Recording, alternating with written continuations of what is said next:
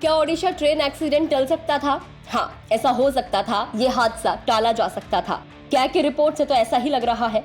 ओडिशा के बालासोर में गंभीर ट्रेन एक्सीडेंट के बाद रेलवे की लापरवाही पर सवाल उठने लगे हैं। रेलवे सिस्टम में कई खामियां निकाली जा रही हैं।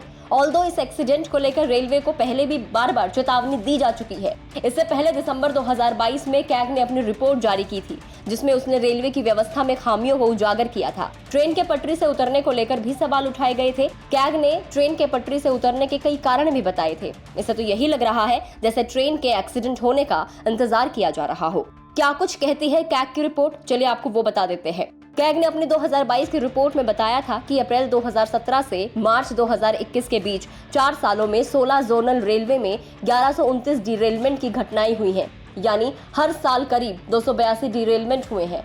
इनमें कुल 32.96 करोड़ रुपए का नुकसान हुआ था। कैग ने रिपोर्ट में डिरेलमेंट के लिए कुल 24 कारण बताए थे।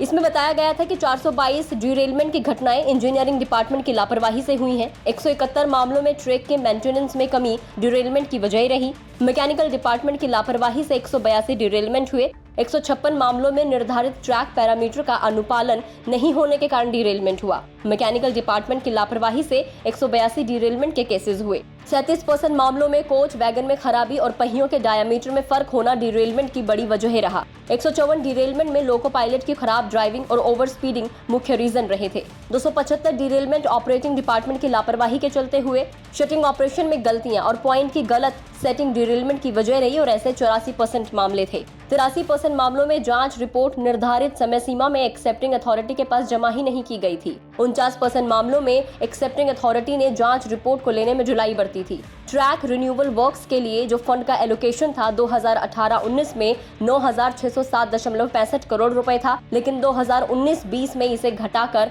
7,417 करोड़ रुपए कर दिया गया था। ट्रैक रिन्यूअल वर्क्स के लिए आवंटित धनराशि का भी पूरा इस्तेमाल नहीं किया गया था। 2017 से 21 के दौरान 1127 डिरेलमेंट में से 289 डिरेलमेंट यानी कि 26% ट्रैक रिन्यूअल से जुड़े हुए थे। मौजूदा मानदंडों का उल्लंघन करते हुए 27,763 कोच यानी कि करीब 62% में अग्निशमन यंत्र उपलब्ध नहीं कराए गए थे। रेलवे ट्रैक की ज्योमेट्रिकल और स्ट्रक्चरल कंडीशनिंग को चेक करने वाली ट्रैक रिकॉर्डिंग कारों की कमी महसूस की गई थी। अलग अलग स्थानों पर इनमें 30% से 100% तक की कमी पाई गई थी। ऑपरेटिंग डिपार्टमेंट ने ब्लॉक यानी काम करने के लिए वो समय जिसमें निर्धारित हिस्से पर ट्रेन ना चले वो दिया नहीं गया था, जिसके कारण ट्रैक मशीन का इस्तेमाल नहीं हो सका। 32% मशीनों के साथ ही पाया गया था। 30% मामलों में स्थानीय रेल डिवीजन की तरफ से ब्लॉक नहीं प्लान किया गया था, जबकि जरूरत डिवीजन को ही होती है। ऑपरेशन समस्याएं 19% रही। स्टाफ अवेलेबल ना होने की जो समस्या थी वो 5% रही। सिर्फ 3% मामलों में दिखा कि काम का कोई स्कोप नहीं था। कैग ने रेलवे से कुछ सिफारिशें भी की थी। रेलवे को सलाह देते हुए कहा गया था कि दुर्घटना को रोकने के लिए आपसी कम्युनिकेशन को और मजबूत करने की जरूरत है। रेलवे को ट्रैक मेंटेनेंस को सुनिश्चित करने के लिए बेहतर टेक्नोलॉजी का इस्तेमाल करना होगा और मजबूत निगरानी तंत्र डेवलप करना होगा। रेल प्रशासन को प्राथमिकता कार्यों के क्षेत्र में धन की कमी से बचने के लिए RRS के फंड के लिए काम करना होगा। एक तरफ जहां हाई टेक्नोलॉजी की गाड़ियां पटरी पर उतारी जा रही हैं, लेकिन जो हमारा मौजूदा रेलवे सिस्टम है उसी को दुरुस्त नहीं किया जा रहा है। इस रिपोर्ट में इतना ही। आपको ये रिपोर्ट कैसी लगी आप हमें कमेंट करके जरूर बताएं। अगर आप इस वीडियो को फेसबुक पर देख रहे हैं तो फेसबुक पेज को लाइक करें। अगर यूट्यूब पर देख रहे हैं तो गुड रिटर्न्स के यूट्यूब चैनल को सब्सक्राइब करना ना भूलें।